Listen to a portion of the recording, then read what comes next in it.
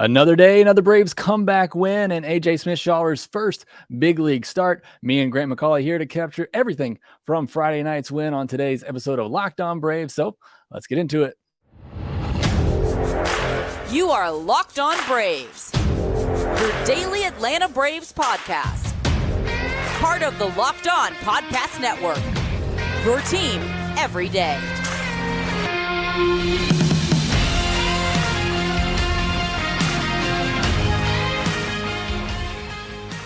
Hey, and welcome back to Locked On Braves, part of Locked On Sports Atlanta, where you normally catch the postcast between me and Grant McAuley. But Grant's at the game tonight, so I'm hosting it as part of Locked On Braves. But make sure you are subscribed to Locked On Sports Atlanta, where you normally get this postcast after just about every Braves game. Make sure you're subscribed to Locked On Braves as well on YouTube. And make sure you subscribe to the Locked On Braves podcast wherever you get your podcast. Well, Grant, you're at the ballpark tonight. Got to enjoy it with the family, so I know that was a lot of fun. And you got to see another comeback win from the Atlanta Braves. So just kick it off with you. Give me your thoughts of the game and overall seeing this team right now and the way that they're going. And, again, another comeback win. Yeah, I mean, who'd have thunk it when it came to the comebacks? The Braves are starting to become the kings of this. It began last Sunday in Arizona, then 3 in a row against the New York Mets, and I guess it felt so good to do it a fifth time in a row as far as the comebacks are concerned. 6-game winning streak, though, and this wasn't one of those like banner evenings, and I don't know that you could come really anywhere close to the emotional high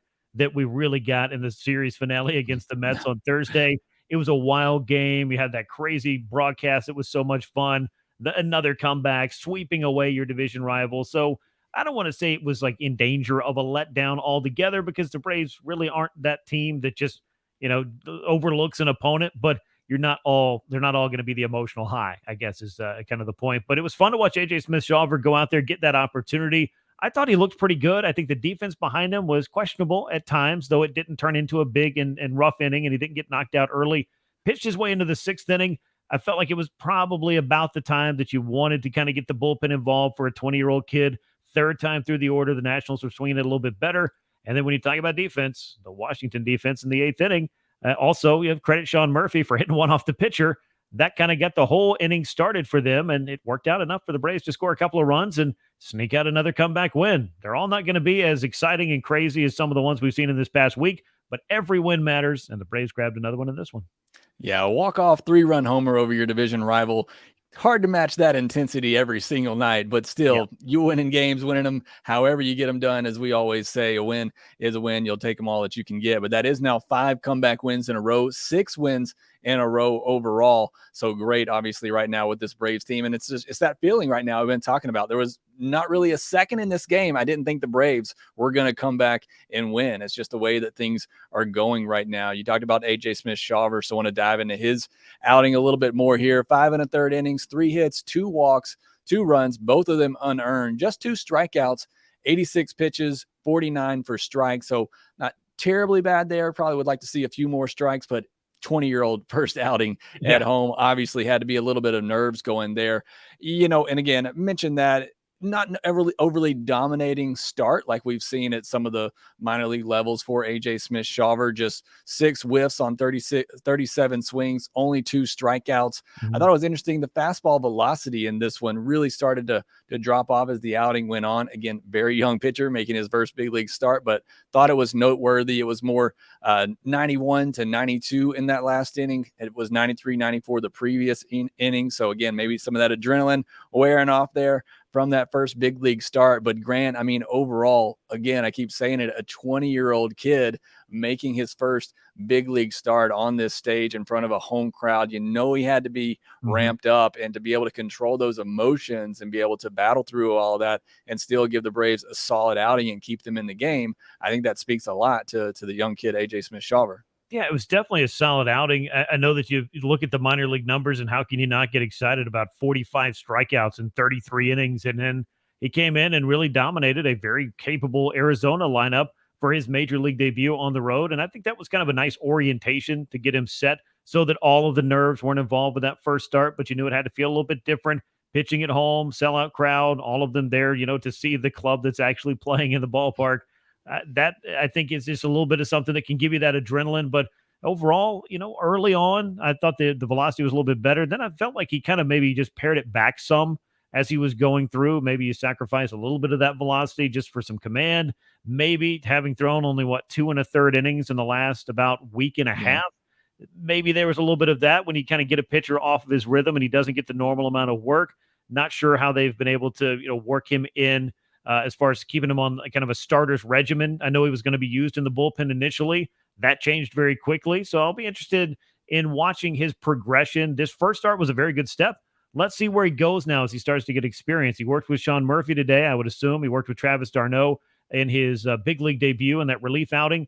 He'll work with both of those guys. And even when that guy's not behind the plate for you, they're all in that kind of that game room and coming up with that game plan for that night. So I think he's going to start learning a lot.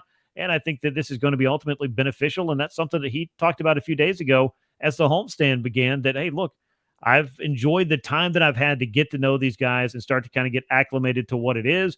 And I'm not going to try to make it a bigger scenario than it is in my mind. I just need to go out there, keep it simple, throw strikes, attack the strike zone. And for the most part, I felt like he did that.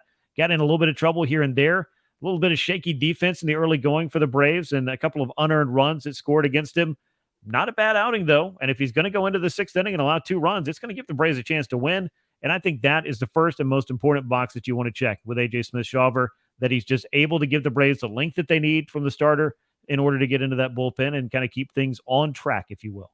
That's what we've been talking about with that 4th and 5th spot in the rotation all year long. Just give this team a chance to win. You go 5 innings, give up 3 earned or less. I think you take that all day right now with what you have in the 4th and 5th spot of the rotation. And I mentioned not a overly dominating outing. It's not like he got hit hard either, though. Only 3 hard hit balls against him on 16 balls in play. So again, not like he was getting roped out there. It just wasn't some of the swing and miss that we're accustomed to seeing from him, in that relief outing and like we've seen in the minor league level. And then the bullpen, got to mention them as well. They've been fantastic in the month of June. Colin McHugh coming in there and kind of bridging that gap after Smith-Shawver went out. Curry Yates with a solid inning, and then Iglesias closing it down there. This bullpen has been really good since the calendar's turned to June. The offense, Grant, had been really good, but there was a struggle for them on this night. Going to talk more about that here in a second.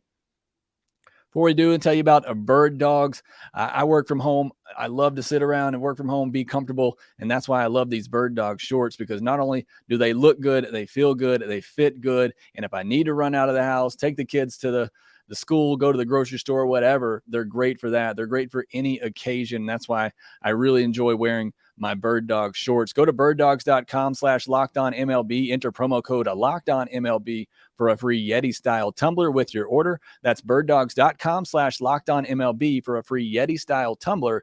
You won't want to take your Birddogs off. We promise you.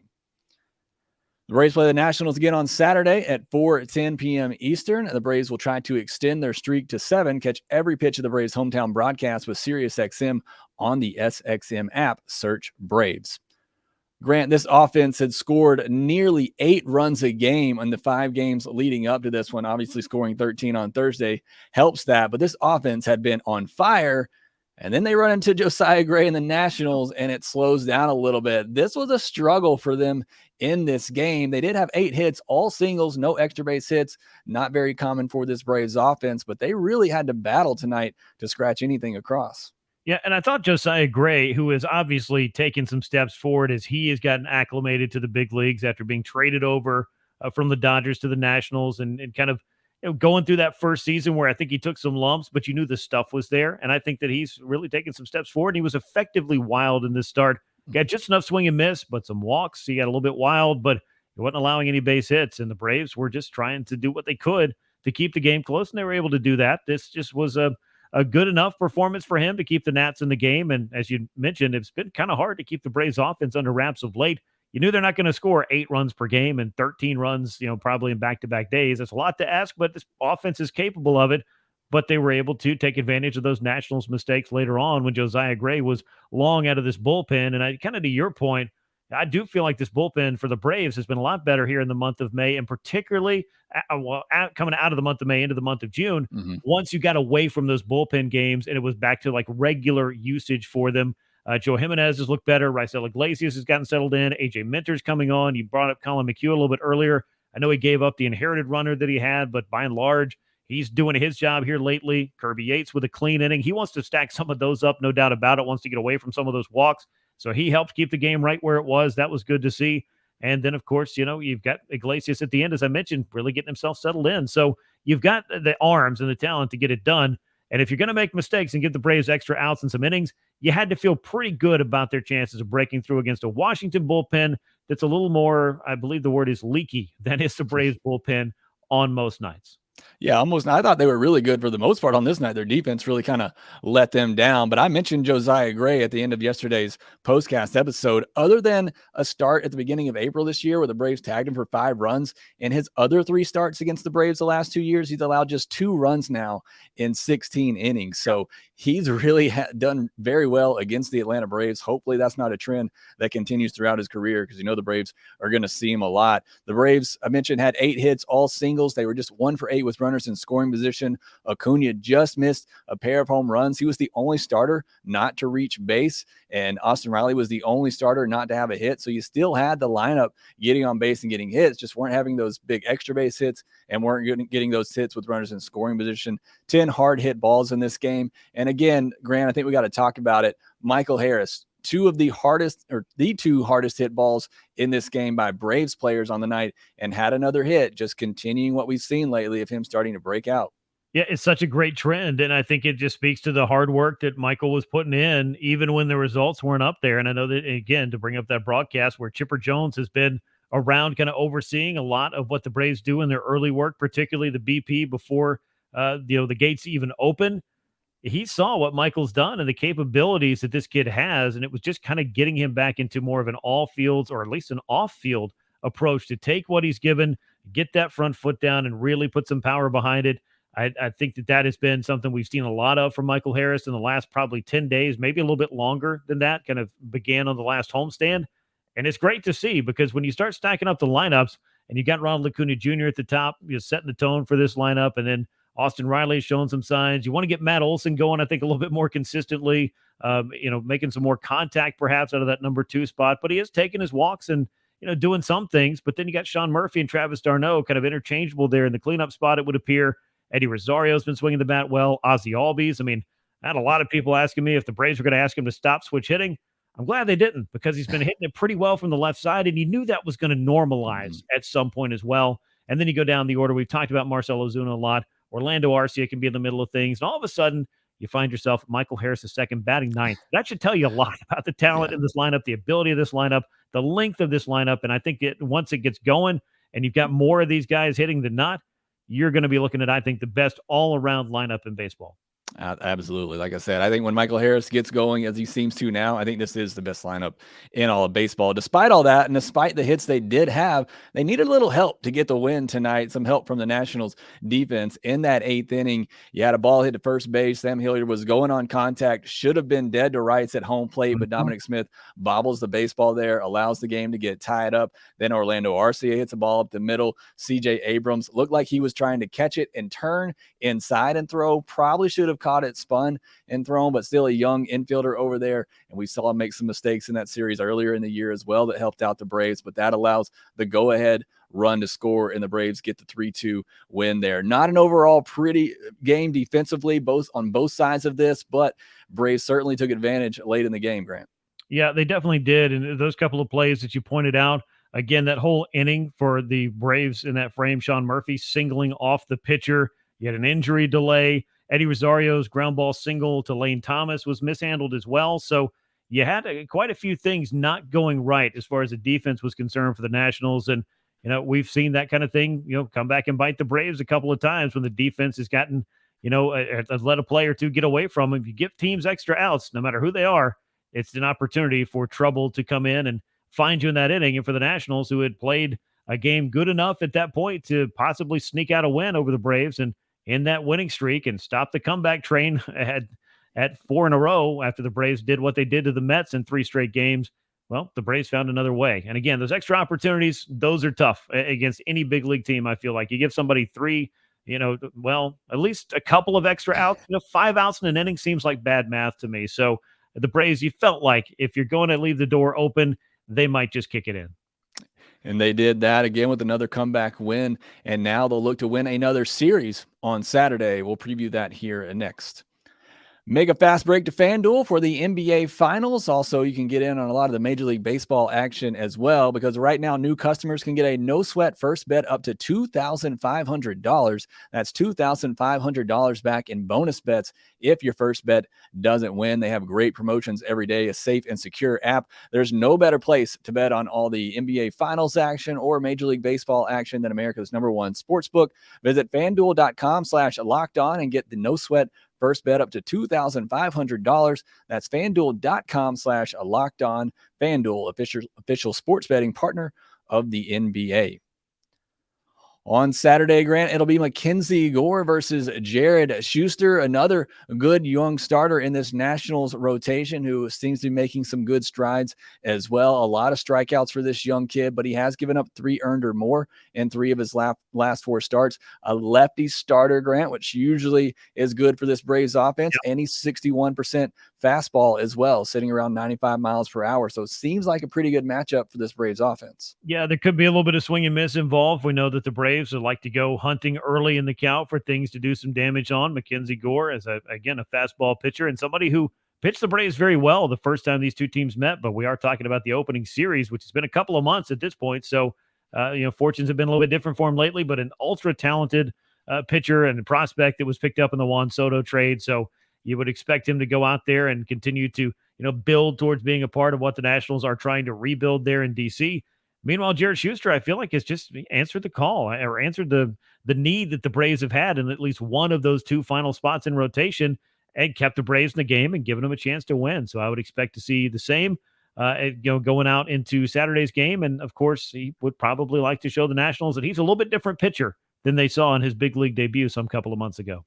Yeah, hasn't pitched since May 31st in Oakland, so he's had a good rest here, good break. He's only gave up 10 hits in 4 May starts, so he hasn't been giving up a lot of hits. The one thing you can say that maybe gives you a little concern, 7 walks in his last 2 starts, and that's what really plagued him in his first go around at the beginning of the season.